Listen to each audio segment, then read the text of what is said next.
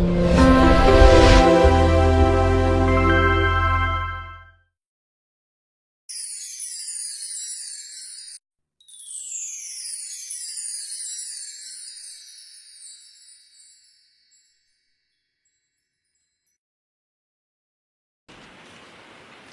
ஆட்சி காலத்தில் இயேசு மரிக்கிறாரு?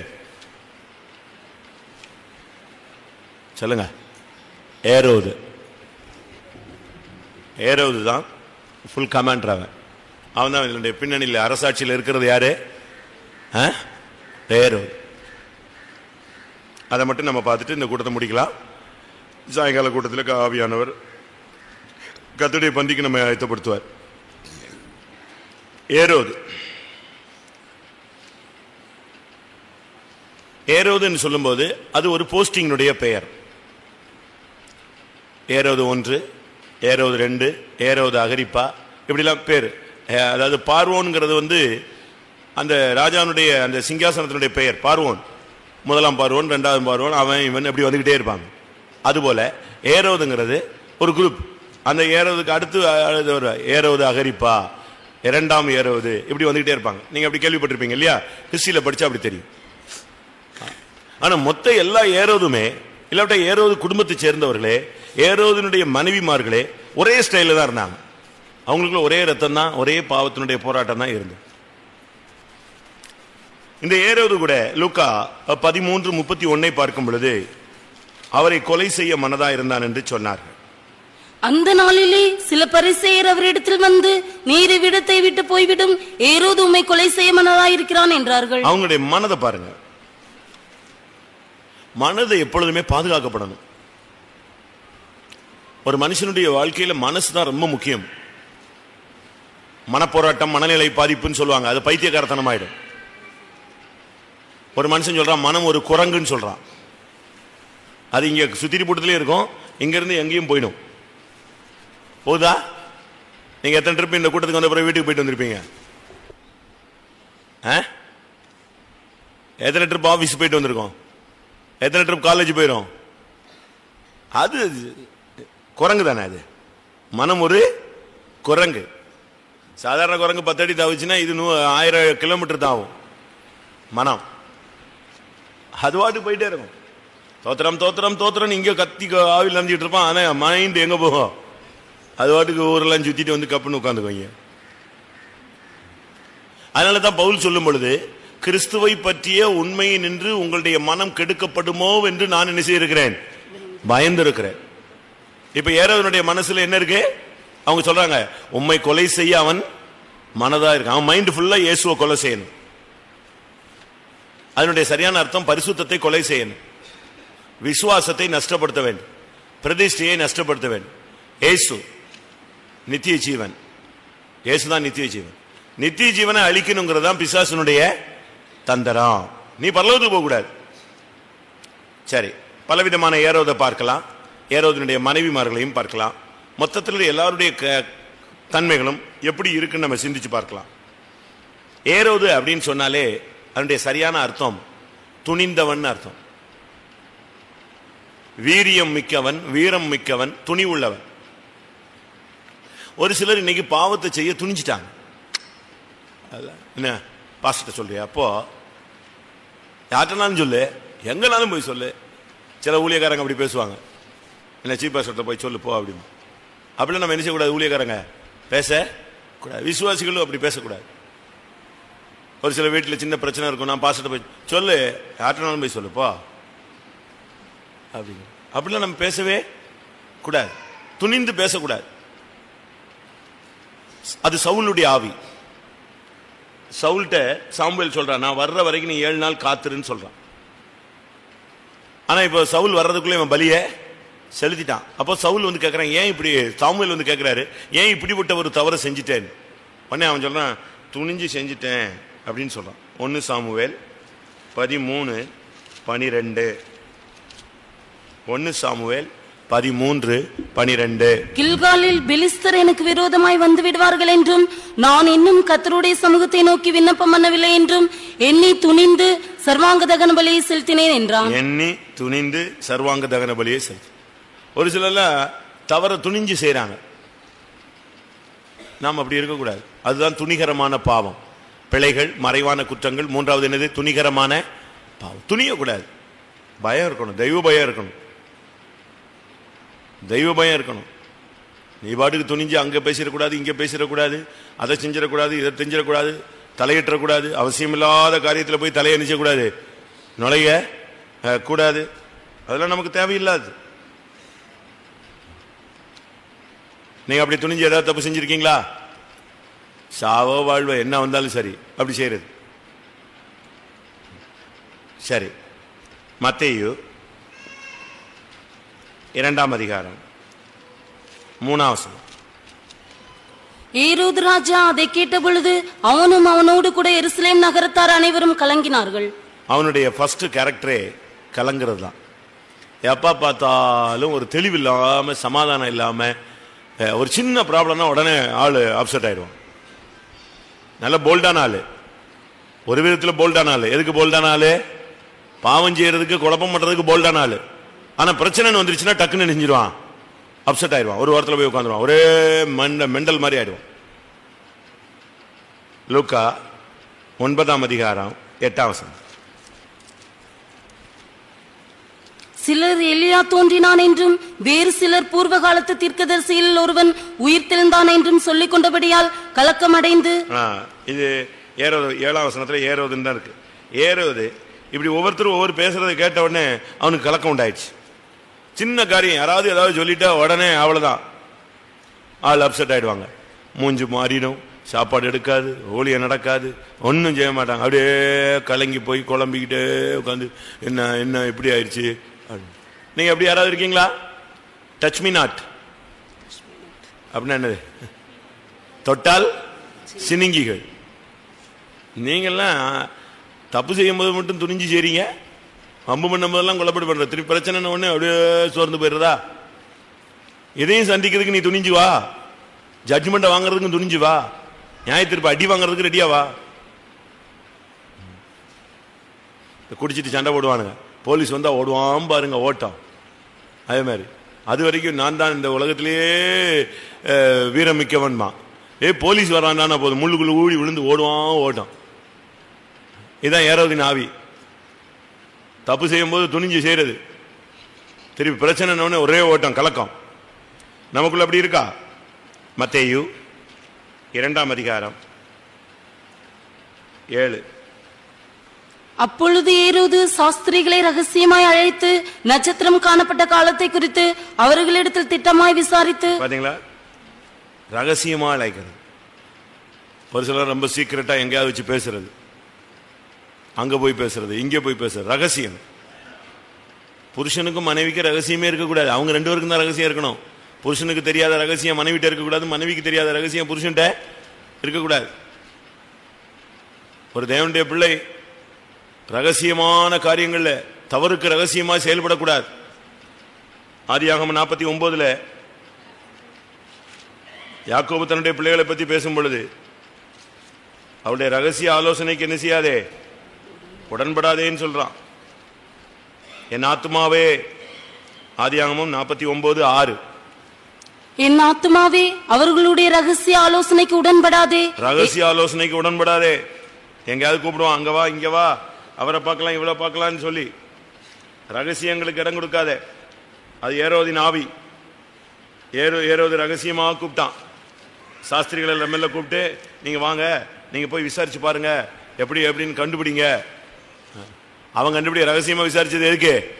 எப்படியாவது இயேசுவை காலி பண்ணிடலான் தான். அவன் மைண்ட்ல அப்படித்தான் ஓடிக்கிட்டு இருந்துச்சு. ரகசியமா பேசுறீங்களா? ரகசியமா போன் பண்றீங்களா? ரகசியமா செல் பேசுறீங்களா? யாருக்காவது விரோதமாய் பகையாய் உங்களை நீங்களே கெடுக்கும்படியாக ரகசியமான பேச்சுகள், ரகசியமான ஆலோசனைகளுக்கு நீங்க என்ன செய்யக்கூடாது? உடன்பட கூடாது. எது? ஏரோதினுடைய ஆவி. அடுத்ததாக மத்தேயு 2ஆம் அதிகாரம் 16ஆம் வசனம். அப்பொழுது ஏரோது தான் சாஸ்திரிகளால் வஞ்சிக்கப்பட்டதை கண்டு மிகுந்த கோபமடைந்து ஆட்களை அனுப்பி தான் சாஸ்திரிகளிடத்தில் திட்டமாய் விசாரித்த காலத்தின்படியே பெத்லகேமிலும் அதன் சகல எல்லைகளிலும் இருந்து 2 வயதுக்குட்பட்ட எல்லா ஆண் பிள்ளைகளையும் கொலை செய்தான். ஆண் பிள்ளைகளை கொலை செய்தல், ஜெய ஜீவியத்தை நஷ்டப்படுத்துதல். நல்ல கிருபைகள் எல்லாம் நஷ்டப்படுத்திடுறாங்க. நல்ல அபிஷேகத்தை அப்படியே விட்டுறாங்க. சின்ன சின்ன பிரச்சனைகள்ல அநேகர் நல்ல ஒரு ஆவிக்குரிய வாழ்க்கையை அப்படியே விட்டுறாங்க. ஜபம் சுத்தமா விட்டுறாங்க. அது ஒரு ஆண் பிள்ளையை கொல்லுவதை காண்பிக்கிறது. அந்த எல்லைக்குள்ள இருக்கிற அநேக ஆண் பிள்ளைகளை கொண்டுட்டான். 2 வயதுக்கு உட்பட்ட ஆண் பிள்ளைகள் எல்லாத்தையும் காலி பண்ணிட்டான். இன்னைக்கு அநேகருக்கு ஜபமே இல்லை, உபவாசமே இல்லை, முழங்காலே போட முடியல, அவங்களுக்கு யாரோட ஐக்கியமா இருக்க முடியல, அவங்களுக்கு தரிசனம் இல்லை, வெளிப்படுத்தல் இல்லை, விசுவாசம் இல்லை, நம்பிக்கை இல்லை, வருகையை பற்றிய தரிசனம் இல்லை, வருகைக்குரிய ஆயத்தம் இல்லை. இன்னைக்கு ஆண் பிள்ளை சுத்தமா சாகடிச்சுக்கிட்டே வர. ஏரோதனுடைய ஆவி என்னது? தெய்வீகத்தை அழிப்பது, தெய்வீகத்தை ஒண்ணுமே இல்லாம ஆக்கிறது. எவ்வளவு நிர்பந்தமான நிலவரம்னு யோசிச்சு பாருங்க. நம்முடைய வாழ்க்கையில் அப்படி இருக்கக்கூடாது. நாம் இந்த நாட்களில் ரொம்ப கவனமா இருக்கணும். ஆண் பிள்ளைகளை கொலை செய்யக்கூடாது. ஆண் பிள்ளை எங்க போக வேண்டியது? சிங்காசனத்துக்கு எடுத்துக்கொள்ளப்பட வேண்டியது. வெளிப்படுத்தல் 12:5 அந்த பிள்ளை சிங்காசனத்துக்கு தேவனிடத்துக்கு எடுத்துக்கொள்ளப்பட்டது. அவ்வளவு மேன்மையான இடத்துக்கு போக வேண்டியதான அந்த பிள்ளைய இன்னைக்கு என்ன செய்யறாங்க? கொலை செய்யறாங்க. உங்களுடைய ஜீவியத்தை நீங்களே நஷ்டப்படுத்தக்கூடாது. மற்றவருடைய ஜெய ஜீவியத்தை நஷ்டப்படுத்தக்கூடாது. மத்தேயு 14:3 மத்தேயு 14:3 ஏரோது தன் சகோதரனாகிய பிலிப்புவின் மனைவி ஏரோதியாளி நிமித்தம் யோவானை பிடித்து கட்டி காவலில் வைத்திருந்தான். இங்கே ஏரோது எப்படி இருக்கானா? தன் சகோதரனாகிய பிலிப்புவின் மனைவியை வச்சுக்கிட்டான். நம்முடைய சபைக்குள்ள வந்துட்ட பிறகு தாறுமாறான உறவுகளுக்கு நீங்க இடம் கொடுக்க கூடாது. ரொம்ப கவனமா இருக்கணும். சபையில் வந்த பின்பு ஒரு ஆவிக்குரியவர்கள் என்று சொல்லுகிறவர்கள் ரொம்ப கவனமா இருக்கணும். சபையில வந்துட்ட பிறகு நீங்க அவசியம் இல்லாம சில வீடுகளுக்கு போக கூடாது, அவசியம் இல்லாம பழகக்கூடாது, அவசியம் இல்லாம உதவி செய்யக்கூடாது, போய் கடைசியில் கெட்ட பேரை வாங்க கூடாது, கெட்ட உறவுகளை என்ன செய்யக்கூடாது, ஏற்படுத்த கூடாது. ஆவிக்குரிய சபைக்குள்ள வந்துட்ட பிறகு ரொம்ப கவனமா இருக்கணும். ஏரோது என்ன பண்ணிட்டான் தெரியுமா? தன்னுடைய தம்பி மனைவியை வச்சுக்கிட்டான். ஏற்கனவே அவனுக்கு மனைவி இருக்கா, ஆனாலும் தன்னுடைய தம்பியாகிய பிலிப்புவின் மனைவியை அவன் சேர்த்து கொண்டார். அதை இப்ப யோவான் குற்றஞ்சாட்டி சொன்ன உடனே யோவான் மேல அவனுக்கு பயங்கர கோபம். ஒரு சிலருக்கு பிரசங்கம் டஃபா இருந்தா பாஸ்டர் மேல கோபம் வந்துருது. நீ செஞ்ச தப்ப சொன்னா குற்றமுள்ள மனசு தான் என்ன செய்யுமா? குறுகுறுக்கும். நீ சும்மாரு தோத்திரம் பண்ணி சரிப்படுத்திக்க. போதக சிக்ஷை ஜீவ வழி. அதனால அவசியம் இல்லாம நான் அங்க போனேன், இங்க போனேன், ஊழியம் செய்ய போனேன், அதுக்கு போனேன், இதுக்கு போனேன்னு சொல்லிட்டு எங்கிட்ட கன்னிகள் என்ன செய்யக்கூடாது, விசுவாசிகள் சிக்கக்கூடாது. வண்டியில ஏற்றிட்டு போறது, 2 வீலர்ல போனேன், 4 வீலர்ல போனேன், நான் பின்னாலதான் உட்கார்ந்தேன், நான் முன்னாலதான் உட்கார்ந்தேன், இந்த கதையெல்லாம் நீ பேசக்கூடாது. வண்டியில ஏறக்கூடாது. அடுத்தவன் வண்டியில என்ன செய்யக்கூடாது, ஏறக்கூடாது. நடந்தே போய் செத்துட்டா கூட பரவாயில்ல. அதை விட கேவலப்படுறது உனக்கு பெருசா இல்ல. எங்க அண்ணே, முதல்ல அண்ணன் தான் சொன்ன, திருப்பி இப்ப எப்படி சொல்ற? ரொம்ப கவனமா இருக்கணும். அவசியம் இல்லாம நீங்க இந்த ஏரோதனுடைய ஆவி என்னன்னா அவனுடைய தம்பி மனைவியை வச்சுக்கிட்டான். விசுவாசிகள் ரொம்ப கவனமா இருக்கணும். நான் இங்க கூடி வந்தேன், உங்களை பார்த்துட்டு போலான்னு வந்தேன், அந்த கதையே இந்த வளவள கொலகொல கதையெல்லாம் பேசாத. அங்க போனேன், இந்த ரோட்ல வந்தேன், அந்த ரோட்ல போனேன், ஒவ்வொரு வீடை இப்படி பார்த்துட்டே போவியோ, இங்க வந்தேன்னு பார்த்துட்டு போனேன்னு அப்படிலாம் நீ போக கூடாது. நீ உன் வேலை முடிஞ்சுதா நீ பாட்டு போ, ஜபம் முடிஞ்சுதா போயிட்டே இரு, அவ்வளவுதான். அங்க நின்று பேசுறது, இங்க நின்று பேசுறது, சிரிச்சிட்டு போறது, அவங்களுக்கு கடைக்கு போறது, இவங்களுக்கு கடைக்கு போறது, இவங்களுக்கு ரேஷன் வாங்க போனேன், இவங்களுக்கு நான் கரண்ட் பில்ல கட்ட போனேன், உன் வீட்டில் கட்டிட்டு இல்ல போயிட்டே இரு. உதவி செய்யக்கூடாது நான் சொல்ல வரல. ஆனா அதனால உங்களுடைய ஜீவியத்தை என்ன செய்யக்கூடாது, நஷ்டப்படக்கூடாது. நீ ஒரு ஆள் நஷ்டப்படுறது மாத்திரமல்ல, தேவனுடைய சபை சத்திய மார்க்கம் என்ன செய்யப்படுகிறது, தூஷிக்கப்படுகிறது. அதனால தாறுமாறான உறவுகள், பழக்க வழக்கங்கள் எதுவுமே நமக்குள்ள ஆகாது. அதெல்லாம் ஏரோதினுடைய ஆவி. மத்தேயு 14:6-7-8 அப்படி இருக்க ஏரோதின் ஜென்ம நாள் கொண்டாடப்படுகிற போது ஏரோதியாளின் குமார்த்தி அவர்கள் நடுவே நடனம் பண்ணி ஏரோதை சந்தோஷப்படுத்தினாள். அதிநிமித்தம் அவன், நீ எதை கேட்டாலும் தருவேன் என்று அவளுக்கு ஆணையிட்டு வாக்கு கொடுத்தான். அவள் தன் தாயினால் ஏவப்பட்டபடியே யோவான் ஸ்நானனுடைய தலையை இங்கே ஒரு தாளத்திலே எனக்கு தாரும் என்று கேட்டாள். எப்படி இருக்கும் பாத்தீங்களா? ஜென்ம நாள் கொண்டாடுறாங்க. விசுவாசிகள் பிறந்த நாள் கொண்டாடக்கூடாது. ஏதோ உனக்கு ரொம்ப கொண்டாடணும்னு ஆவி வந்துருச்சா, ஊழியக்காரங்கிட்ட போய் ஜெபிச்சுட்டு போயிட்டே இரு. அதை விட்டுட்டு நீ பிறந்த நாள் கேக் வெட்டுறேன், வீட்டில் ரோட்ல போறவனெல்லாம் கூப்பிட்டுக்கிறது, அவன் ஃப்ரெண்டு இவ ஃப்ரெண்டு அவ ஃப்ரெண்டுக்கு ஃப்ரெண்டு எல்லாத்தையும் கூப்பிட்டு வச்சுக்கிறது. திருப்பி செல் நம்பர் கொடுத்துட்டாங்க, அதை பேசினாங்க இதை பேசினாங்கன்னு சொல்லி கதையெல்லாம் என்ன சொல்லக்கூடாது, சொல்ல கூடாது. இந்த பிறந்த நாள் டான்ஸ் இதெல்லாம் ஆகவே ஆகாது. ஏறாவது வந்து ஜென்ம நாள் கொண்டாடினா, பிறந்த நாள் கொண்டாடினதுல யாரு வந்து டான்ஸ் ஆடுறா, தம்பி மனைவியுடைய மகா ஆடுறா. ஆடி முடிஞ்சவனே இவன் கேட்கறான் உனக்கு என்ன வேணும்னு.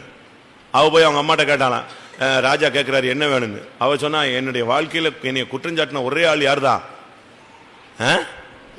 எவன் சொன்னான், அவன் தலையை மட்டும் வாங்கிட்டு வானா எப்படி இருக்கும். இவனும் கடைசியில தலையை வெட்டி யார் கையில கொடுத்துட்டான், அந்த பொண்ணு கையில கொடுத்தான். கடைசியில பாத்தீங்களா பிறந்த நாள் கொண்டாட்டம் எங்க போய் நின்றுச்சு, ஒரு பெரிய தீர்க்கதரிசி, ஸ்திரீகளில் பிறந்தவனில் அவனை போல பெரியவன் ஒருவனும் இல்லை. இயேசுவுக்கே ஞானசானம் கொடுத்தவனுடைய தலை போயிடுச்சு.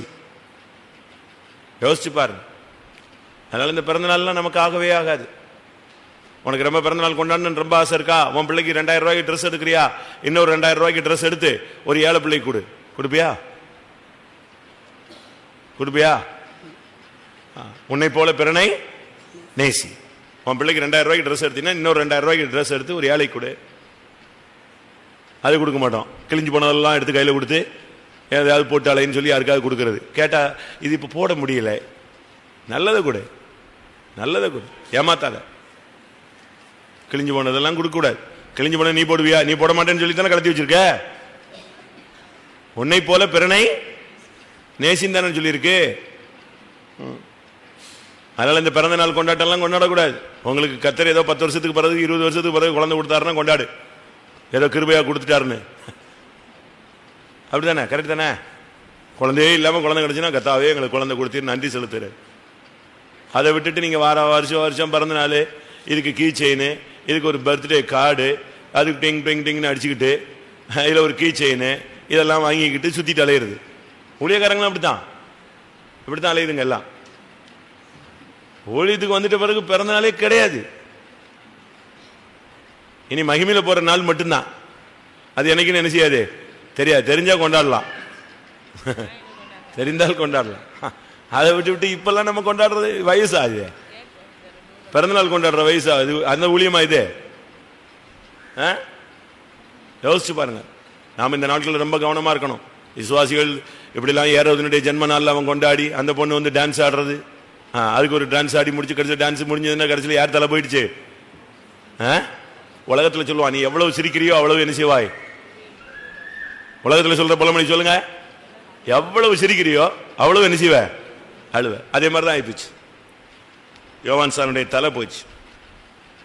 மத்தேயு 22:16. தங்கள் சீஷரையும் ஏரோதியரையும் அவரிடத்தில் அனுப்பினார்கள். அவர்கள் வந்து, போதகரே, நீர் சத்தியமுள்ளவர் என்றும் தேவனுடைய மார்க்கத்தை சத்தியமாய் போதிக்கிறவர் என்றும் நீர் முகதாட்சண்யம் இல்லாதவராகையால் எவனை குறித்தும் உமக்கு கவலை இல்லை என்றும் அறிந்திருக்கிறோம். ஆதலால் உமக்கு எப்படி தோன்றுகிறது? ராயனுக்கு வரி கொடுக்கிறது நியாயமோ அல்லவோ? அதை எங்களுக்கு சொல்லும் என்று கேட்டார்கள். இது எது தெரியுமா? இந்த ஏரோதியர் வந்ததுக்கு காரணம் என்ன தெரியுமா? ஏரோதியர்னா அது ஒரு கட்சி.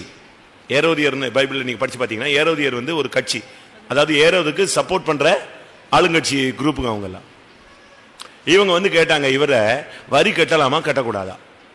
வரி கட்டக்கூடாதுன்னு சொல்லிட்டா அது என்னது? ராஜ துரோகம் குற்றச்சாட்டு. எப்படி பிளான் பண்றா பாருங்க. இவர் மேல ராஜ துரோகம் பண்ணிடலாம், வரி கட்டக்கூடாது. இவர் என்ன பண்ணிட்டாரு, வரி கட்டலாமா இல்லைன்னு உடனே முதல்ல அந்த நாணயத்தை கொண்டு வான்னு சொன்னார். வாங்கிட்டு பார்த்துட்டு இது யாரு சொரூபம்னு கேட்டாரு. ராயன். அப்ப ராயனுக்குரியது ராயனுக்கே நெஞ்சிரு செலுத்தின்னு சொல்லிட்டு அடிச்சுட்டு போயிட்டாரு. ராஜ மற்றவங்களுக்கு மேல குற்றச்சாட்டு கண்டுபிடிக்கிறதுக்காக நீங்க பாயிண்ட் என்ன செய்யக்கூடாது, மற்றவனை குற்றம் சாட்டுறதுக்கு பாயிண்ட் தேடிக்கிட்டே இருக்கிறார். மார்க்கு 6:19. எவர்களாகிலும் உங்களை ஏற்றுக்கொள்ளாமலும் உங்கள் வசனங்களை கேள். மார்க்கு 6:19. அப்படித்தானே சொன்னேன்? தப்பா சொல்லிட்டேனா? ஏரோதியாலும் அவனுக்கு சதி நினைத்து அவனை கொன்று போட மனதாயிருந்தால், ஆகிலும் அவளால் அவனுக்கு சதி செய்து அவனை கொன்று போட யோவான் ஸ்நானகனை கொல்றது. நல்ல ஒரு தேவனுடைய மனிதனை அழிக்கிறதுக்கு தான் இவங்க ட்ரை பண்ண. ஏரோதியாள்னா இவன் வேற யாரும் கிடையாது, அவனுடைய தம்பி மனைவி தான். தம்பி மனைவியை தான் ஏரோதியாள்னு சொல்லி.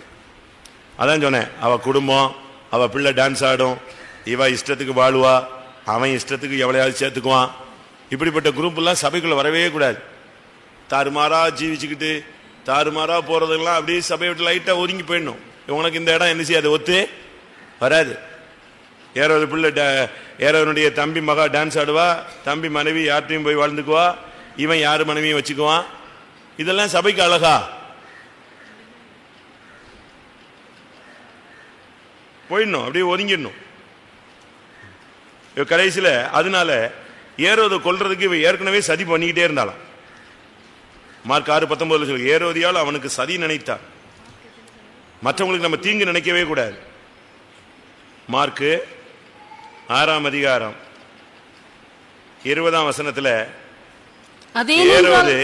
ஏரோது அவனுக்கு பயந்தான். வாசிங்க. அதேனென்றால் யோவான் நீதியும் பரிசுத்தமுள்ளவன் என்று ஏரோது அறிந்து அவனுக்கு பயந்து அவனை பாதுகாத்து அவன் யோசனையின்படி அநேக காரியங்களை செய்து விருப்பத்தோட அவன் சொல்லை கேட்டு வந்தான். கடைசியில் அவன் தலையை எடுத்தது யார் தான் சொல்லுங்க? அவன் சொன்னதை கேட்டதும் இவன் தான். அவன் தலையை எடுத்தது யார் தான்? இவன் தான். சத்தியத்தை கேட்டுட்டு சத்தியத்தை சொன்னவங்களையே பகைச்சா இப்படி பவுல் ஆண்டவர் சத்தியத்தை சொன்னுகிறதுனாலே நான் சத்துருவானே. மார்க் 6:14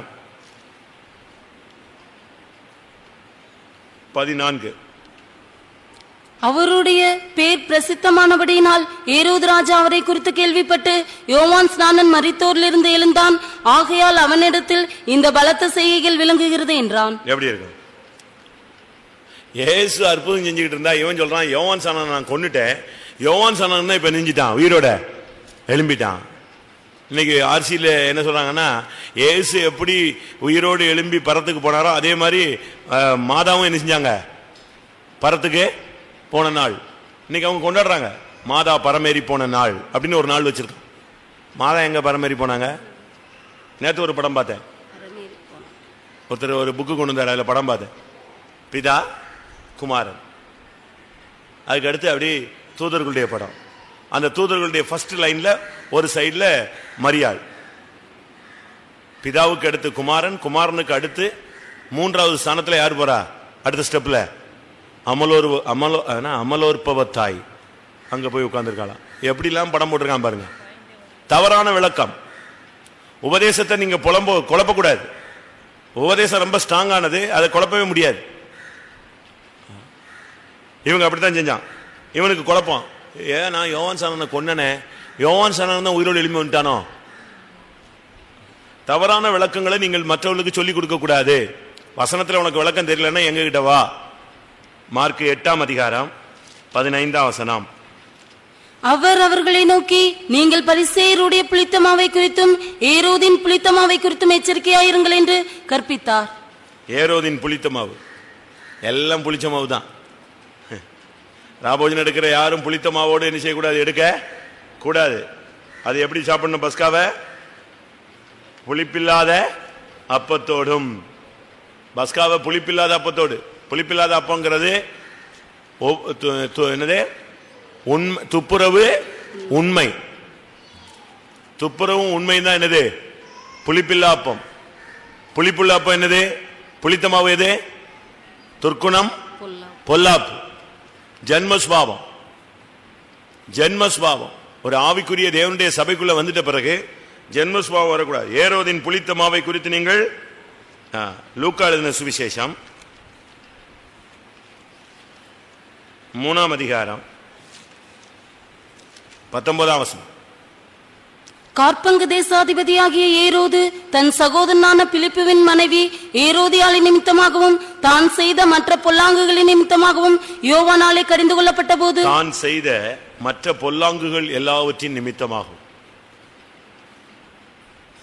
அவனுடைய வாழ்க்கையில ஃபுல்லா பொல்லாங்கு தான், எல்லாம் பொல்லாங்கு. பொல்லாங்கு யாரு? பொல்லாங்கு செய்யறது யாரு? பொல்லாங்கன்.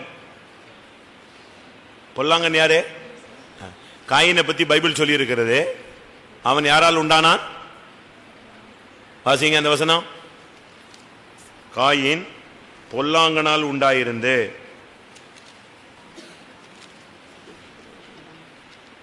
ஒன்னு யோவான் 3:12. 1 யோவான் 3:12. பொல்லாங்கனால் உண்டாயிருந்து தன் சகோதரனை கொலை செய்த காயினை போல் இருக்க வேண்டாம். அவன் எதி நிமித்தம் அவனை கொலை செய்தான்? தன் கிரியைகள் பொல்லாதவைகளும் தன் சகோதரனுடைய கிரியைகள் நீதியுள்ளவைகளுமாய் இருக்கிறது நிமித்தம் தானே. பாத்தீங்களா? அவன் பொல்லாங்கனால் உண்டாயிருந்தான். இங்கே நான் பார்க்கும் பொழுது ஏரோது செய்ததான மற்ற எல்லா பொல்லாங்கன் பிசாசு. பொல்லாங்கனால் நம்ம உண்டாயிருக்க கூடாது. அப்படின்னா நம்ம தீங்கு தான் செஞ்சுக்கிட்டே இருப்போம். யாரையும் நமக்கு பிடிக்காது. ஏன் பிடிக்காது? அவன் நம்மளை விட நல்லவனா இருக்கான், அதான் பிரச்சனை. உன்னை விட தீவனா இருந்து அவனை பிடிக்கலன்னா பரவாயில்ல. உன்னை விட நல்லவனா இருக்கிறனால அவனை என்ன செய்யல, உனக்கு பிடிக்கல. நீ உன்னை விட அவன் நல்லவன். காயினை விட ஆபேல், அப்படிதான் இருக்கு பைபிள்ல. தான் செய்த கிரியைகள் பொல்லாதவைகளும் தன் சகோதரனுடைய கிரியைகள் நீதி உள்ளவைகளுமா இருந்தபடினால் தன் சகோதரரை அவன் என்ன செய்தான்? பகைத்தான். லூக்கா 13:33. இன்றைக்கும் நாளைக்கும் மறுநாளைக்கும் நான் நடமாட வேண்டும். எருசலேமுக்கு புறம்பே ஒரு தீர்க்கதரிசியும் அடைந்து போகிறதில்லை என்று நான் சொன்னதாக நீங்கள் போய் அந்த நரிக்கு சொல்லுங்கள். யார் இந்த நரி? நரி யாரு? யார் இந்த நரி? ஏரோது. ஏரோதுதான் நரி. 31ஆம் வசனத்தில் ஏரோது உம்மை கொலை செய்ய மனதாயிருக்கிறான் என்றார்கள். அதற்கு அவர் சொல்றாரு, இன்றைக்கு நாளைக்கு பிசாசுகளை துரத்தி வியாதிகளை சுஸ்தமாக்கி 3ஆம் நாளில் நிறைவடைவேன். இன்றைக்கும் நாளைக்கும் மறுநாளைக்கும் நான் நடமாட வேண்டும். போய் நான் சொன்னதாக யாருக்கு சொல்லு? அந்த நரிக்கு சொல்லு. ஏரோதுன்னா யாரேப்பா? நரி. நரி யாரு? 2 நரி இருக்கு. உன்னத பாட்டு 2ஆம் அதிகாரத்தில் சபையை கெடுக்கிற 2 நரி இருக்கு. நான் கொஞ்சம் டஃப்பா தான் பேசுவேன், வேற வழி இல்லை. வசனத்தை சொல்லனாலும் கஷ்டம், கொஞ்ச நாள் இருப்பேன், பேசித்தான் ஆகணும். 2ஆம் அதிகாரம் 15ஆம் வசனம். திராட்சை தோட்டங்களை கெடுக்கிற குளிநரிகளையும் சிறுநரிகளையும் நமக்கு பிடியுங்கள். நம்முடைய திராட்சை தோட்டங்கள் பூவும் பிஞ்சுமாய் இருக்கிறது. ஆண்டவர் சொல்றார், இயேசு சொல்றார், நான் சொல்லல, இயேசு சொல்றார். போய் சொல்லு, இன்றைக்கு இருப்பேன், நாளைக்கு இருப்பேன், நாளை மறுநாளும் இருப்பேன், அதற்கு பின்பு என் ஊழியம் நிறைவடையும் என்று நான் சொன்னதாய் போய் யாருக்கு சொல்லு? அந்த ஏரோது நரிக்கு போய் என்ன செய்ய சொல்லு. இந்த நரி இந்த சபைக்குள்ள கிடந்து என்ன பண்ணுது? திராட்சை தோட்டம் பூவும் பிஞ்சுமா இருக்கு. இந்த நரி உள்ள இருந்து என்ன செய்யுது? 2 நரி இருக்கு. ஒன்னு என்னது? குழி நரி, 2வது சிறு நரி. இதை பிடி. நம்முடைய திராட்சை தோட்டங்கள் பூவும் பிஞ்சுமா இருக்கிறது. சிம்சோன் போய் நரிய பிடிச்சான். எத்தனை நரிய பிடிச்சான்? 300 நரிய பிடிச்சான். இங்க 300 விசுவாசியே இல்லை, என்ன பண்றது? 300 நரிய பிடிச்சு வாழோட வாழை கட்டி பந்தத்தை கட்டி கொளுத்தி விட்டான். நரி அவ்வளவும் ஓடி மொத்த தேசத்தையும் விளைச்சல நெஞ்சிருச்சு. ஒரே நைட்ல அழிச்சு காலி பண்ணிட்டு போயிடுச்சு. விளைச்சலை அழிக்கிறதுக்கு நிறைய பயன்படுத்தினாங்க. சபையை கெடுக்கிறது இந்த குழி நரியும் சிறு நரியும். அது வாட்டுக்கு அமைதியா வந்துட்டு போய் குழி நரியும் சிறு நரியும் சபையை பூவும் பிஞ்சுமா இருக்கிற சபையை கெடுத்து விட்டு கிளம்பி போயிடும். நரி ஏரோதை பார்த்து கர்த்தர் சொன்னார், நரிட்டு போய் சொல்லு. எப்படி இருக்கும்? லூக்கா 23:11. அப்பொழுது ஏரோது தன் போர் சேவகரோடு கூட அவரை நிந்தித்து பரியாசம் நிந்தித்தான். நிந்தித்தல்ங்கிறது ரொம்ப கொடூரமானது. நிந்திக்க கூடாது, மற்றவங்களை நிந்திக்க கூடாது. லூக்கா 23:12. முன்னே ஒருவருக்கொருவர் பகைவராயிருந்த பிலாத்துவும் ஏரோதும் அன்றைய தினம் சிநேகிதரானார்கள். எப்படி? எதிரிக்கு எதிரி, தமிழ்ல சொல்லுவோம் அரசியல்ல, எதிரிக்கு எதிரி நண்பன். இந்த கூட்டணி சேருவாங்க, டபக்குன்னு இவன் கையை கோத்துருவான், அவன் கையை கோத்துருவான். அப்போ சொல்லுவாங்க, நீங்க இவ்வளவு நாள் பயங்கரமா பகைச்சிங்களே, எப்படி ரெண்டு பேரும் சேர்ந்தீங்க? எதிரிக்கு எதிரி நண்பன். அவனுக்கு அவன் எதிரி, இவனுக்கு அவன் எதிரி. அதனால இவனும் இணைஞ்சிட்டான். பொது எதிரிகள் ரெண்டு பேரும் சேர்ந்து அவனை எதிர்க்கிறது. எப்படி? அதே மாதிரி பிலாத்துவும் ஏரோதுக்கும் ஆகவே ஆகாது. இயேசுவின் மரணத்தினால ரெண்டு பேரையும் சேர்த்தாரு. பிலாத்துவும் ஏரோதும் இணைஞ்சிட்டாங்க, டக்குன்னு கட்சி மாறிட்டான். ஏரோதை பார்த்தா பிலாத்துக்கு ஆகவே ஆகாது, பிலாத்துவை பார்த்தா ஏரோதுக்கு ஆகாது. ரெண்டு பேரும் ஒருத்தன் மூஞ்சில ஒருத்தன் விழிக்க மாட்டான், ஒரே தேசத்துல இருந்தால். ஆனா பிரச்சனைன்னு வந்துருச்சு. இப்ப இயேசு என்ன பண்ணலாங்கிற ஒரு கண்டிஷன் வரும்போது இவங்க ரெண்டு பேரும் நினைஞ்சாச்சு. முன்னே ஒருவருக்கு ஒருவர் பகையா இருந்த பிலாத்துவும் ஏரோதும் அன்றைய தினம் சிநேகிதனா மாறிட்டான். உடனே பிரதர் ஸ்தோத்திரம், உடனே பிரதர் சிஸ்டர் ஸ்தோத்திரம். எப்படித்தான் இந்த கட்சி மாற முடியுதுன்னு எனக்கு தெரியவே இல்லை. உடனே அப்போஸ்தலர் 4ஆம் அதிகாரம் 28ஆம் வசனம். ஏரோதும் பொந்தியு பிலாத்தும் புறஜாதிகளோடும் இஸ்ரவேல் ஜனங்களோடும் கூட நீர் அபிஷேகம் என்ன உம்முடைய பரிசுத்த பிள்ளையாகிய இயேசுவுக்கு விரோதமாய் மெய்யாகவே கூட்டம் கூடினார்கள். ஏரோது யாருக்கு விரோதமா கூட்டம் கூட ஆரம்பிச்சிட்டான்? தேவன் அபிஷேகம் பண்ணின பரிசுத்த பிள்ளையாகிய இயேசுவுக்கு விரோதமா. நாம செய்த தவறுகள் எல்லாம் ஆண்டவருக்கு விரோதமாய் மாறுகிறது. அப்போஸ்தலர் 12ஆம் அதிகாரம் முதல் 2 வசனம். அக்காலத்திலே ஏரோது ராஜா சபையிலே சிலரை துன்பப்படுத்த தொடங்கி யோவானுடைய சகோதரனாகிய யாக்கோபை பட்டயத்தினாலே கொலை செய்தான். நீ சபைக்குள்ள இருந்துட்டு சபையில சிலரை துன்பப்படுத்தக்கூடாது, அப்படிதான் இருக்கு. அந்த காலத்தில் ஏரோது ராஜா சபையிலே சிலரை வெளியே பண்ணா, இப்ப கடைசியில் எங்க பண்றான்? சபையில சிலரை துன்பப்படுத்தக்கூடாது. விசுவாசிகளுக்கு விரோதமா என்ன செய்யக்கூடாது?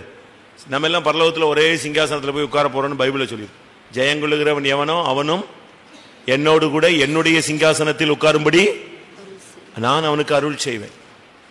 அவர் பிதாவோட இருக்கிறாரு, நாம அவரோடு போய் உட்கார்றோம் அந்த சிங்காசனம். அப்ப நம்ம சபையில சிலரை துன்பப்படுத்தக்கூடாது, சபையில ஒருத்தருக்கு ஒருத்தர் விரோதமா என்ன செய்யக்கூடாது. அந்த கசப்பை மாத்துறதுக்கு தான் இந்த சுத்திரி போட்டு இந்த கூட்டம் இன்னைக்கு முடிய போகுது.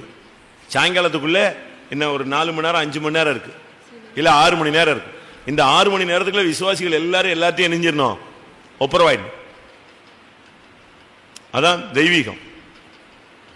சபையில் சிலரை துன்பப்படுத்தி யாக்கோபை அவன் கொன்று போட்டான். யாக்கோபுனா யார் தெரியுமா?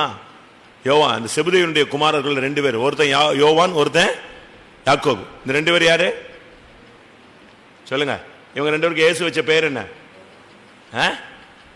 சொல்லுங்க. அதான் என்ன பேரு? பொவனர்கேஸ். அப்படின்னு என்ன அர்த்தம்? இடி முழக்கத்தின் மக்கள். எப்ப மெல்ல பேசுனா என்ன அப்படிமா? மெல்ல பேசினா என்ன சொன்னீங்க அம்மா? அவன்கிட்ட போய் ரகசியமே பேச முடியாது, எதையும் பட்டார் தான் பேசுவான். அதனால இவங்க 2 பேரும் சாப்பிட்டாவே பேச மாட்டான்னு சொல்லிட்டு ஏசு இவங்க 2 பேருக்கு என்ன பேர் வச்சிருந்தாரு? இடி முழக்கத்தின் மக்கள். எங்க போனாலும் ஏசு போனா கூட நின்றுகிட்டே இருப்பான். யாரு? மற்ற 9 சீசர்கள் ஒதுங்கிடுவாங்க. பேதுரு, யோவான், யாக்கோபு 3 பேர் யாரு கூட போவாங்க? அற்புதங்கள் செய்யும் பொழுது, மரித்தோரை எழுப்பும் பொழுது, அந்த எவீருடைய மகளை எழுப்பும் பொழுது, முக்கியமான கெத்சமனே தோட்டத்தில் ஜெபிக்க போகும்போது எல்லா இடத்துலயும் ரொம்ப க்ளோஸா இருந்தது யாக்கோபு. பேதுரு, யோவான், யாக்கோபு. இந்த யாக்கோபை யார் கொலை பண்ணிட்டான்? இந்த ஏரோது கொலை பண்ணிட்டான். எப்படி இருக்கும் பாத்தீங்களா? சபையினுடைய முதுகெலும்பே ஒடிச்ச மாதிரி ஆக்கிட்டான். நாம அப்படி செய்யவே கூடாது. தன் சகோதரனை பகைக்கிறவன் மனுஷ கொலைபாதகன். நீங்க பகைக்காதீங்க, ஒருவர் பகைக்காதீங்க. அப்போஸ்தலர் 12:3 அடுத்து அவன் வச்ச ஸ்கீம் என்னன்னா, பேதுருவை கொலை பண்ணிடணும். அதுக்காக பிடிச்சி எங்க வச்சுட்டான்? சிறையில வச்சான். கர்த்தர் அவனை காப்பாத்திட்டாரு. அது யூதருக்கு பிரியமாயிருக்கிறது என்று அவன் கண்டு பேதுருவையும் பிடிக்க தொடர்ந்தான். அதான் ஒவ்வொரு ஊழியக்காரங்களுக்கு விரோதமா எழும்பிக்கிட்டே வர்றது. யாக்கோபை காலி பண்ணியாச்சு, அடுத்து பேதுருவை காலி பண்ணலாம். இப்படி ஒவ்வொருத்தரையா சபையை அழிக்கிறதுக்குன்னே நீ பிறந்துட்டியா? அப்போஸ்தலர் 12:19 ஏரோது அவனை தேடி காணாமற் போன போது காவற்காரரை விசாரணை செய்து அவர்களை கொலை செய்யும்படி கட்டளையிட்டு. பேதுருவை காவல் செய்யறதுக்கு 2 பேரை வச்சிருந்தான். இவங்க ஆண்டவர் தூதனை அனுப்பி இவனை ரகசியமா வெளியே கொண்டு போயிட்டாரு. காலையில பார்த்தா இவனை உள்ள காணும். தேடி பார்த்தா பேதுரு போயே போயிட்டாரு. அப்படிதான் இருக்கு பைபிள். வேறொரு இடத்துக்கு போய் விட்டான். கடைசியில தேடிட்டு நீங்க 2 பேரும் ஏதோ பண்ணிட்டீங்களான்னு சொல்லிட்டு கடைசியில காவக்காரங்க 2 பேரும் நெஞ்சிட்டான், கொன்னுட்டான். எப்படி இருக்கும் பாத்தீங்களா? அவனுக்கு ஒரு ஆவி, பொல்லாத ஆவி, கோபத்தின் ஆவி. அப்போஸ்தலர் 12:20 பாருங்க. அக்காலத்திலே ஏரோது தீரியர் பேரிலும் சீதோனியர் பேரிலும் மிகவும் கோபமாயிருந்தான். கோபம் வந்து சபிக்கப்பட்ட ஒரு சுபாவம். நம்ம மிஷன்ல ஒரு பாட்டு முந்தி இருந்துச்சு, கோபம் என்பது பழைய பாட்டு தெரியுமா? கோபம் என்பது ஒரு கொள்ளை நோய், கொள்ளை நோய். தெரிஞ்சா? ராஜன் கட்டின ராஜன், ஒரு கருப்பு ராஜன் ஒரு பாஸ்டர் இருந்தார், பிரதர் இருந்தார், தெரியுமா உங்களுக்கு? முந்தி அவர் கட்டின பார். கோபம் என்பது கொள்ளை நோய், அது கொல்லும் கூடிய நோய். அது கோபமே பொல்லாதது. ஆதியாகமம் 49, உக்கிரமான அவனுடைய கோபம் சபிக்கப்பட கடவர். கோபத்தை சபிச்சிடறான் யாக்கோபு. 7 உக்கிரமான அவர்கள் கோபமும் கொடுமையான அவர்கள் மூர்க்கமும் சபிக்கப்பட கடவது. போதுமா? கோபம் யாருக்காவது கோபம் ரொம்ப இருக்கா? ஷார்ட் டெம்பர், சாப்பாட பிளேட்டோட தூக்கி எறிகிறது, டம்ளர் காஃபியை கொட்டி விடுறது, தூக்கிட்டு ஓடுங்கிறது, ட்ரெஸ்ஸை கிழிக்கிறது, எனத்தையாக போட்டு உடைக்கிறது, டம் டிம்னு வைக்கிறது, இருக்கா அந்த ஆவி? இதெல்லாம் சகஜங்கிறீங்களா?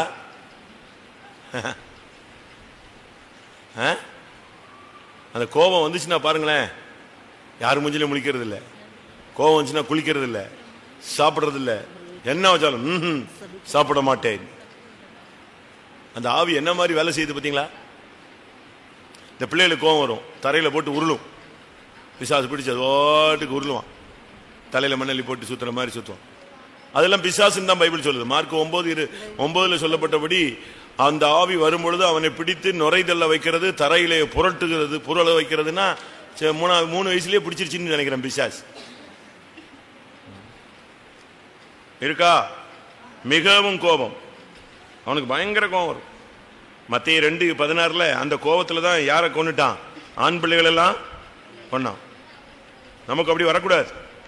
கோபம் வந்தாலும் பைபிள் என்ன சொல்லுது? கோபம் கொண்டாலும் பாவம் செய்யாதிருங்கள். கோபத்தை கண்ட்ரோல் பண்ணு, தோத்திரம் பண்ணு, சோத்திரம் சோத்திரம் சோத்திரம் பண்ணு, அவனுடைய கிருபையை பெற்றுக்கொள். ஆண்டவரே என்னை சாந்தப்படுத்தும் சுவாமி. ஒரு சிலருக்குலாம் கோபம் வந்துச்சுன்னா உதடு கை கால்லாம் ஆடும், கட கட கட கட கடகடன். அப்படி இருக்கா? கோபத்தின் ஆவி இருக்கா? அந்த ஷார்ட் டெம்பர் வரும், என்ன வரும்னு தெரியாது.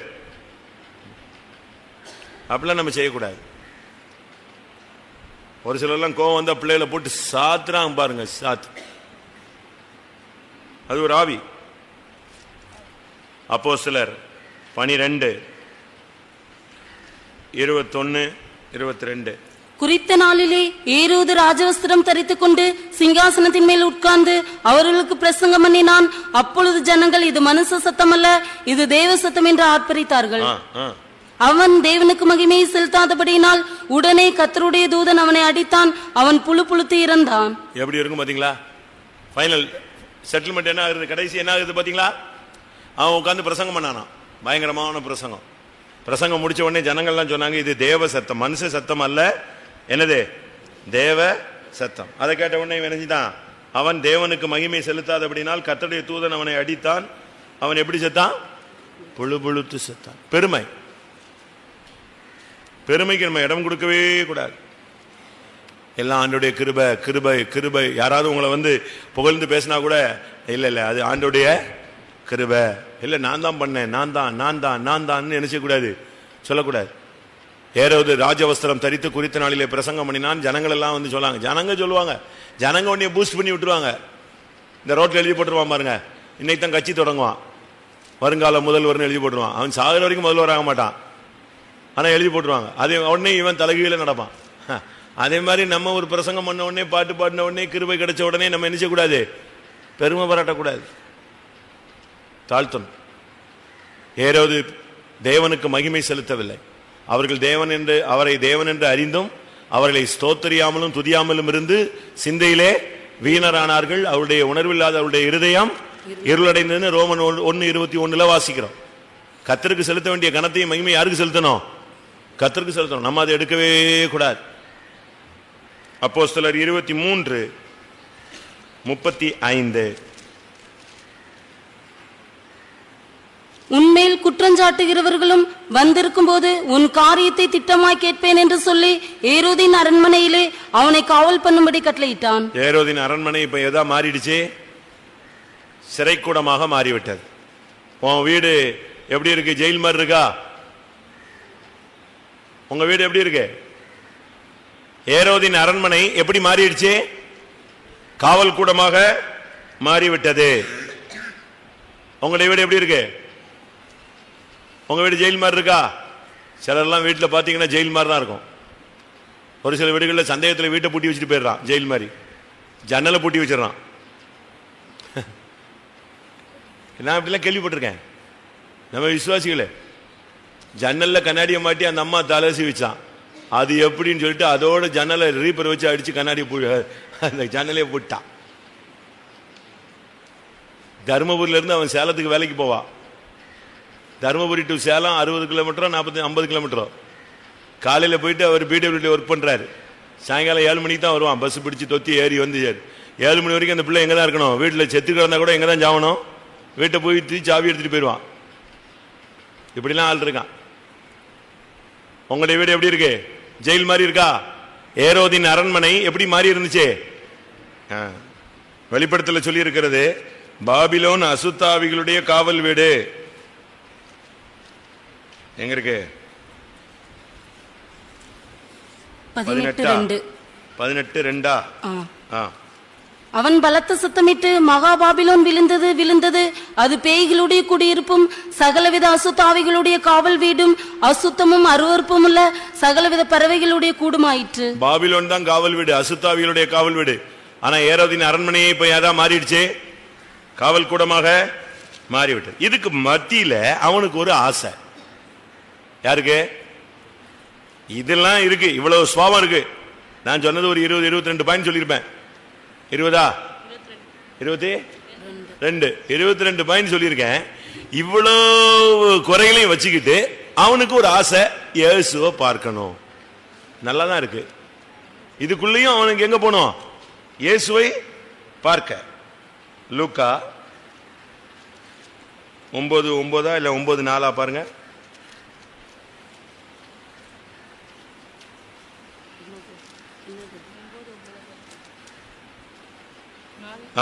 9:9.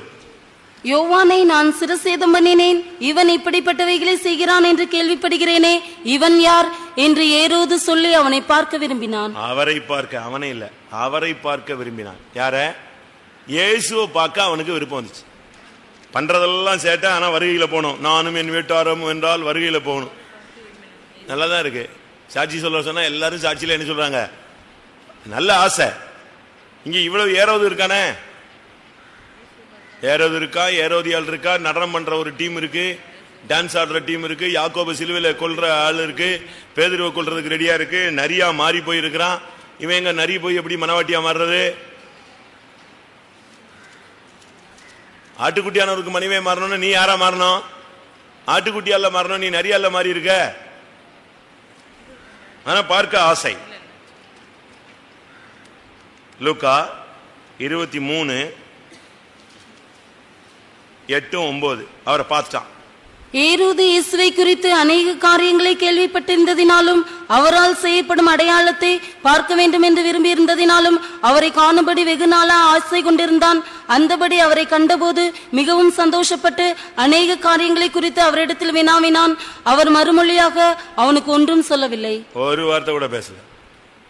எவ்வளோ ஆசைகள் இருந்துச்சு. அவர்கிட்ட போய் அதை கேட்டான், இதை கேட்டான், அப்படியா இப்படியா. அவர் உன்ட்ட எப்படி பேசுவாரு? உனக்கு எப்படி தேவ சத்தம் கேட்க முடியும்? உனக்கு அவரை பார்க்கணும்னு சும்மா பேரளவில் ஆசையை தவிர ஜீவிக்க ஆசை இல்லை. அதனாலதான் உனக்கு சத்தம் கேட்கறது இல்லை. அவர் பேசவே இல்லை, ஒரு வார்த்தை கூட பேசல. இவன் என்னெல்லாமோ கேட்டான். நான் அவருடைய அடையாளத்தை பார்க்கணும், அவர் எப்படி எப்படி எப்படின்னு அநேக காரியங்களை குறித்து அவரிடத்தில் வினாவினான். அவர் மறுமொழியாக அவனுக்கு ஒன்றும் சொல்லவில்லை. இன்னைக்கு ஜெபிச்சு பார்க்கிற பதில் இல்லை. எல்லாரும் கண்களை மூடுவோம். நாம் இந்த நாட்களில் ஏரோதுக்கு திரும்பி போகக்கூடாது. ஏரோதின் வாழ்க்கையை விட்டு நம்ம வெளியே வந்தவர்கள். ஒரு வசனம் சொல்றேன், மத்தேயு 2:12. அதுதான் நம்முடைய தீர்மானமா இருக்கணும். அப்பதான் கரெக்டா இருக்கும் இந்த சுத்திரிப்பு ஃபைனலா. பின்பு அவர்கள் ஏரோதின் இடத்திற்கு திரும்பி போக வேண்டாம் என்று சொப்பனத்தில் தேவனால் எச்சரிக்கப்பட்டு வேறு வழியாய் தங்கள் தேசத்திற்கு திரும்பி போனார்கள். இது ஏரோதினுடைய காலத்தில் வந்த சாஸ்திரிகளுக்கு சொன்னதான தேவனுடைய வார்த்தை. அவங்க இயேசுவை பார்த்துட்டாங்க, காணிக்கை செலுத்தியாச்சு, ஆண்டவரை பணிந்து கொண்டாச்சு.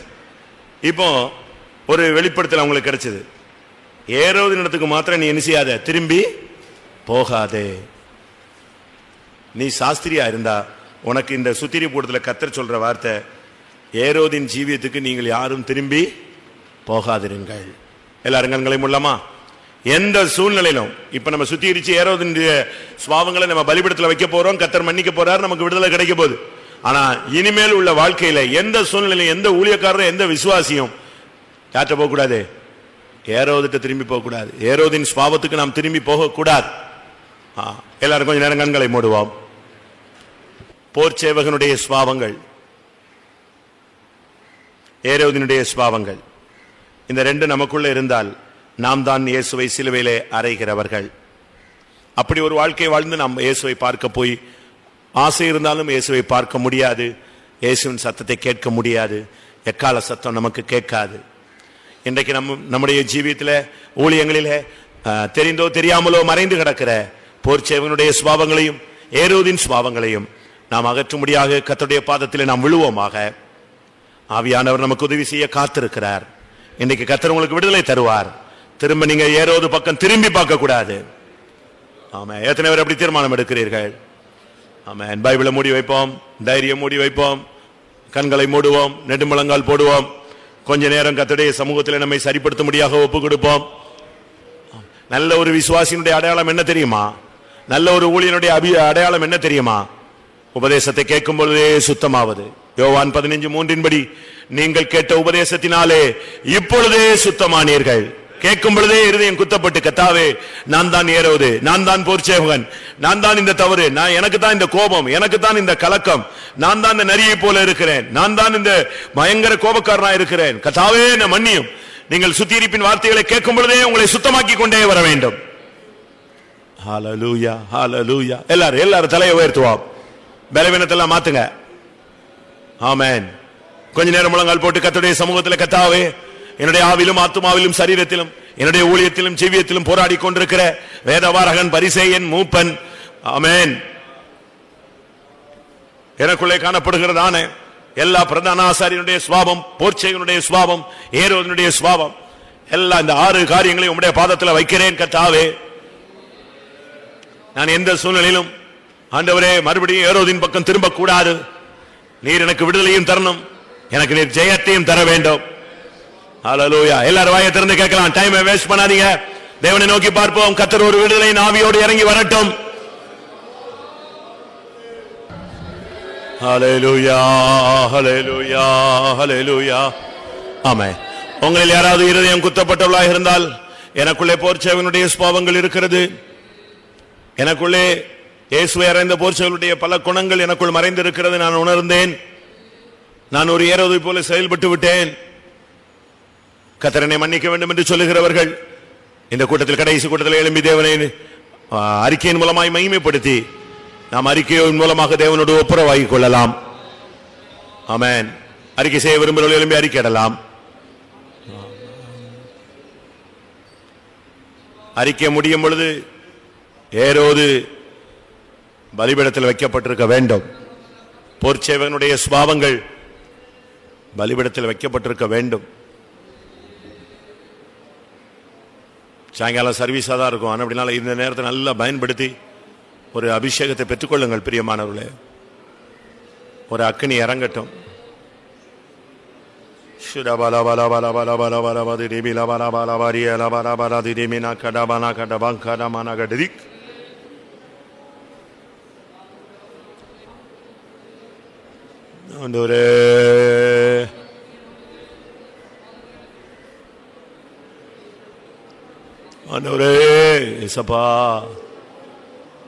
இந்த கடைசி கூட்டத்தில் ஆவியானவர் பிரத்யட்சமாய் இறங்கி எல்லாரையும் மன்னித்து விடுதலையாக்கி ஜெயத்தை கட்டளையிடும். திரும்பி நாம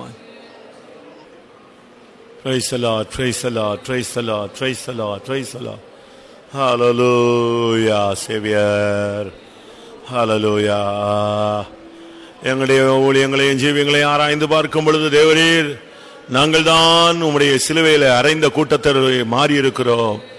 தேவரீர் எங்களை மன்னிப்பீராக, இரக்கம் செய்வீராக, எங்களை கழுவி பரிசுத்தமாக்குவீராக. ஒரு பெரிய அருவியின் கீழே ஒரு சிலர் நிற்பதை நான் காண்கிறேன். ஒரு பெரிய அருவியில் இருந்து நீர் கொட்டுகிறது. ஆமென், ஹல்லேலூயா.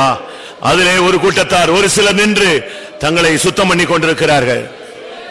பயங்கரமான தண்ணீர் அங்கே விழுந்து கொண்டிருக்கிறது. ஆமென், ஹல்லேலூயா. கல்வாரி அன்பிலே வா. ஆமென். அந்த பெரு வெள்ளம் உன்னை கழுவட்டும். உன் பாவங்கள் போக உன்னை கழுவி சுத்திகரிக்கட்டும். ஹல்லேலூயா. ரோய்மிக் கிஸ்தனா ஹல்மினியா கரா திதே கபானியா. ஆமென். சபித்த ஊழியக்காரன், சத்தியம் பண்ணின ஊழியக்காரன், மறுதலித்த ஊழியக்காரன், விட்டு விட்டு ஓடி போன ஊழியர்கள், மீன்பிடிக்க சென்ற ஊழியர்கள், இவளெல்லாம் இயேசு அழைத்து கொண்டு வந்து ஒரு வீட்டில் தரித்திருக்கும்படியாக காத்திருக்கும்படியாக சொல்லிவிட்டு போனார். தங்களுடைய தோல்விகளை கண்டு மனஸ்தாபப்பட்டு காத்துக்கொண்டே இருந்தார்கள். கர்த்தருடைய ஆவி அவர்கள் மேல் இறங்கினது. அவர்களுடைய ஊழியம் ஜீவியம் மாறி போனது. தோல்விகள் கடந்து போய்விட்டது.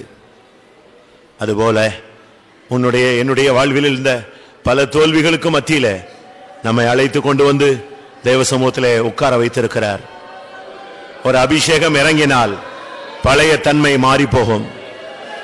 நீ கர்த்தருக்காக எழும்பலாம், பிரகாசிக்கலாம். அந்த மேல் வீட்டில் இறங்கின அந்த வல்லமை பேதுருவை மாற்றியது, யோவானை மாற்றியது. ஹல்லேலூயா. மேல் வீட்டில் இறங்கினதான பரிசுத்த ஆவி பின்மாறி போனவர்களை முன்னேற்றத்துக்கு கொண்டு வந்தது. ஹல்லேலூயா. அதே பரிசுத்த ஆவி இந்த காலை வேளையில நம்முடைய மத்தியில் இறங்குவாராக. நம்முடைய தோல்விகளை ஜெயமாய் மாற்ற, ஹல்லேலூயா, பயத்தை தைரியமாய் மாற்ற, விழுகையை ஜெயமாய் மாற்ற ஆவியானவர் இறங்கட்டும். பிரியமானவர்களே, யார் அசதியா இருக்க வேண்டாம். எல்லாரும் கண்களை மூடுவோம், முழங்கால் படியிடுவோம். கர்த்தருடைய ஆவி நம்மை அங்கீகரிக்கட்டும். ஹல்லேலூயா, ஹல்லேலூயா, ஹல்லேலூயா, ஹல்லேலூயா. ஆமா, இது சுத்திரி கூட்டத்தினுடைய கடைசி கூட்டம். இந்த கூட்டத்தில் நீங்கள் அபிஷேகம் பெறாமல் நீங்கள் திரும்பி செல்லக்கூடாது. அபிஷேகம் தான் நம்மை அங்கீகரிக்கக்கூடிய தன்மை உள்ளது. ஆமா, நம்ம எவ்வளவுதான் அறிக்கையிட்டாலும் கர்த்தருடைய ஆவி இறங்கும் பொழுதுதான் அதனுடைய ஜீவன் அது சாம்பலாய்க்கப்படுகிறது. ஹல்லேலூயா. பாவத்தை அறிக்கையிடுவது ஒரு முக்கிய கட்டம். பாவத்தை அழிப்பது அதை விட முக்கியமானது. ஹல்லேலூயா. நாம் பலிபீடத்தில் வைத்திருக்கிறோம். கர்த்தருடைய வல்லமை இறங்கியது, அழிக்கட்டும், ஒன்றுமில்லாமல் ஆக்கட்டும். ஆமென். ஆவியானவர் இறங்க முடியாக இறங்குங்கள்.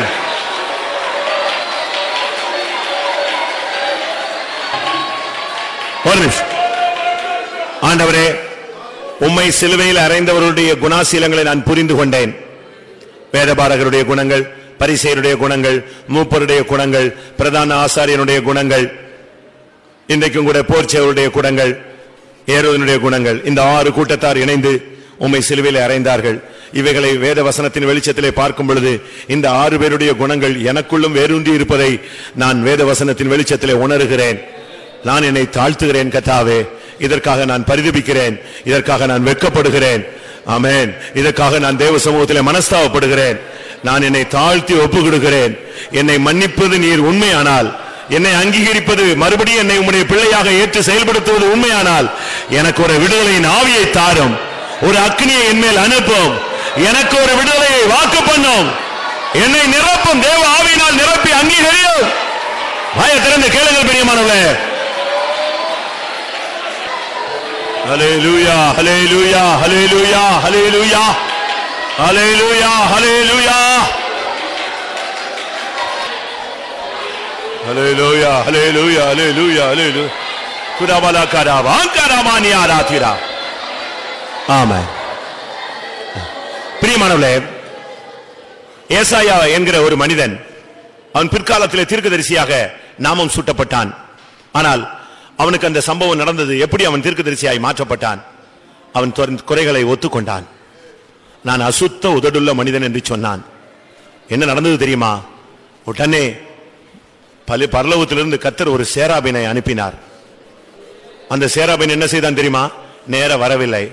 அவன் ஒரு குரடை எடுத்துக்கொண்டு பரலோகத்தில் இருக்கிற பலிபீடத்தில் போய் ஒரு அக்னி தழலை எடுத்தான். அங்க இருந்து அந்த குரட்டில் பிடித்துக்கொண்டு அந்த அக்னி தழலோடு பூமியில இறங்கி வந்தான். ஏசாயா எங்க இருக்கிறான் என்று தேடி பார்த்து அவன் சொன்னான், நான் அசுத்த உதடுள்ள மனுஷன். இந்த சேராபின் என்ன பண்ணான் தெரியுமா? அந்த குரட்டில் பிடித்த அக்னி தழலை கொண்டு வந்து இந்த ஏசாயா மனுஷனுடைய உதட்டுல வைத்தான். உதட்டுல வைத்த உடனே அவன் ஒரு வார்த்தை சொன்னான், உன் பாவம் நீங்கி உன் அக்கிரமம் நிவர்த்தியானது. அன்றோடு அசுத்த உதடுள்ள மனுஷன் என்கிற பெயர் மாறி அசுத்த வார்த்தை பேசுகிறவன் என்ற பெயர் மாறி தீர்க்கதரிசியாக நாமம் சூட்டப்பட்டான். அதுபோல இப்ப நீங்க என்ன அறிக்கை செஞ்சிருக்கீங்க? எல்லாரும் கண்களை மூடுவாங்க. என் சிந்த சரி, கண்ணை மூடுறா. என் சிந்த சரியில்லைன்னு யாரெல்லாம் அறிக்கை செஞ்சிருக்கீங்க? என் எண்ணங்கள் சரியில்லைன்னு எத்தனை பேர் அறிக்கை இருக்கீங்க? என்னுடைய வார்த்தை சரியில்லைன்னு எத்தனை பேர் அறிக்கை இருக்கீங்க? என்னுடைய உபவாசம் நிறைவுள்ளவைகளாய் அல்ல, என் நடக்கைகள் சரியில்லை, இப்படி என்னென்ன காரியங்கள் சரியில்லை சரியில்லை சரியில்லைன்னு நம்ம அசுத்தம் அசுத்தம்னு ஒத்துக்கிட்டு அறிக்கை இருக்குமோ அந்த இடத்தை நோக்கி கர்த்தருடைய அக்னி வரட்டும். ஹல்லேலூயா. எந்த பிரசங்கம் ஒருத்தனை பரிசுத்தம் பண்ண முடியாது. பரிசுத்த அக்னி தான் ஒருவனை பரிசுத்தமாக்க முடியும். ஹல்லேலூயா. ஆமென். இப்பொழுதே சேராபீன்கள் நாசரேத்தில் இறங்கட்டும். அறிக்கையிட்ட ஒவ்வொருவரையும் அக்னி தொடரட்டும். ஹல்லேலூயா. அபிஷேகத்தோடு உனக்குள்ள இருக்கிற சந்தேகம், பயம், கலக்கம், பின்மாற்றம் எல்லாம் இயேசுவின் நாமத்தில் ஓடி போகும். ஆவியானவர் இறங்கட்டும். இறங்கடே. ஹல்லேலூயா. ஆமென். ஆவியானவர் இறங்க இறங்க எல்லா பலவீனங்களும் தோல்வியை உன்னை விட்டு ஓடி போகும். ஹல்லேலூயா. ஆண்டவரே, என்னை மன்னிப்பது உண்மையானால் நான் முழங்கால் நிற்கிறேன், என்னை அபிஷேகம். அபிஷேகம் பெறாம நான் முழங்கால் இருந்து இறங்க மாட்டேங்க தாவே. ஹல்லேலூயா. ஆமென். ஊற்றிடுவீர் தேவ அன்பினையே, சுத்தர் உள்ள உயிர்த்திடவே என்னை மாற்றிடும் அபிஷேகத்தை. அபிஷேகத்தினால என்னை மாத்துங்க. ஆமென். ஆமென். மாத்துகிற அபிஷேகம் வேணும். சும்மா அந்நிய பாஷை பேசிட்டு கையாட்டிட்டு முழங்கால் போட்டுட்டு உட்கார்ந்துட்டு போறது இல்ல. என்னை மாற்ற வேண்டும் அபிஷேகம். ஹல்லேலூயா. ஊற்றிடுவீர் தேவ அன்பினையே, சுத்தர் உள்ள உயிர்த்திடவே. ஊற்றிடுவீர் தேவ அன்பினையே, சுத்தர் உள்ள உயிர்த்திடவே என்னை மாற்றிடும் அபிஷேகத்தால். ஆமென். ஊற்றிடுவீர் தேவ அன்பினையே, சுத்தர் உள்ள உயிர்த்திடவே. ஊற்றிடுவீர் தேவ அன்பினையே, சுத்தர் உள்ள உயிர்த்திடவே என்னை மாற்றிடும் அபிஷேகத்தால். என்னை மாற்றிடும் அபிஷேகத்தால். என்னை மாற்றிடும் அபிஷேகத்தால். என்னை மாற்றிடும் அபிஷேகத்தால். என்னை மாற்றிடும் அபிஷேகத்தால்.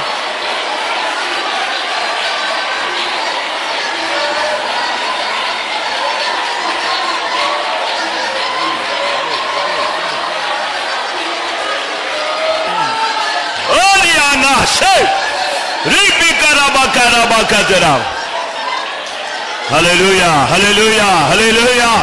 Ora bakara bakatura bana. Hekara bakara bakatura. Ibankara balakatura. Hallelujah. Amen. Amen. எதை பத்தியும் கவலைப்படாத. என்ன வந்தாலும் நீ கவலைப்படாத. கர்த்தருடைய ஆவி உன்மேல் வந்திருக்கிறது.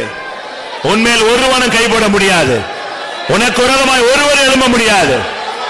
ஆமென். கர்த்தருடைய ஆவி உன்னை அங்கீகரித்துக் கொண்டிருக்கிறார். ஆமென். அபிஷேகம் உன்மேல் இறங்கிக் கொண்டிருக்கிறது. நீ பயப்படாதே. ஹல்லேலூயா. ஆமென். நீ தைரியமாயிரு. கர்த்தர் பெரிய காரியங்களை செய்வார். ரிபாலா கரபாலா கத்ரபாலா தீதாமானியா ரபானா. ஹalleluya ஹalleluya ஹalleluya. ஓரபா கரபா கத்ரபானியா ஹரபானா கத்ரா. Praise the Lord, praise the Lord, hallelujah. Hallelujah. Jayam jayam hallelujah. Jayam jayam namake. Jayam jayam hallelujah. Jayam jayam namake. Jayam jayam hallelujah. Jayam jayam namake. Jayam jayam hallelujah. Jayam jayam namake. Jayam jayam hallelujah. Jayam jayam namake. Jayam jayam hallelujah. Jayam jayam namake. Jayam jayam hallelujah. Jayam jayam namake. Jayam jayam hallelujah. Jayam jayam namake. விக்கரமனாம்ஷனா. கர்த்தர் உன்னை அபிஷேகித்துக் கொண்டிருக்கிறார். ஹalleluya. அது விலையேற பெற்ற ஒரு அபிஷேகம். உன்னுடைய மனதில் நீ வாஞ்சித்தாயே ஜெயம், அந்த அபிஷேகத்தை தான் கர்த்தர் உனக்கு தந்து கொண்டிருக்கிறார்.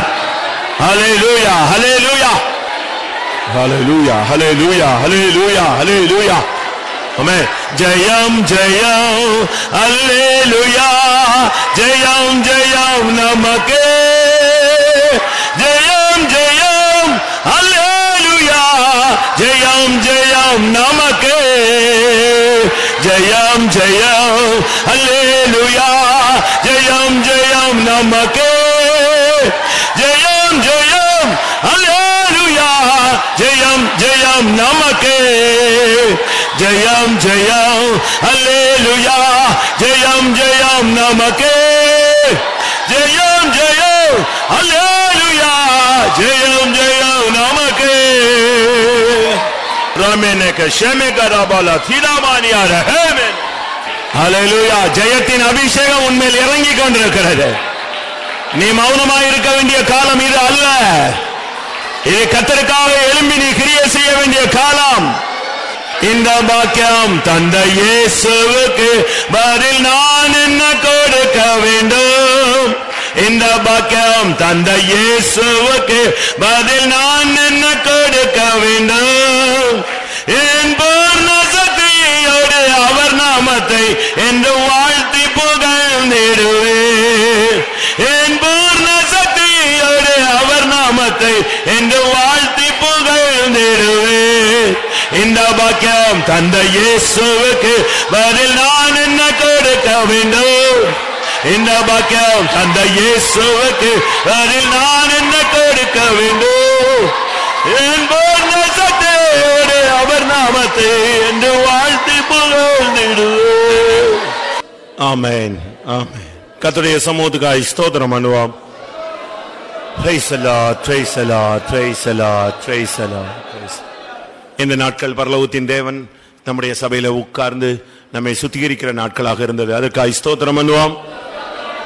சாயங்கால கூட்டத்தையும் கர்த்தர் பொறுப்படுத்த மகிமையினால் முடிசூட்ட முடியாய் ஸ்தோத்திரம் பண்ணுவோம்.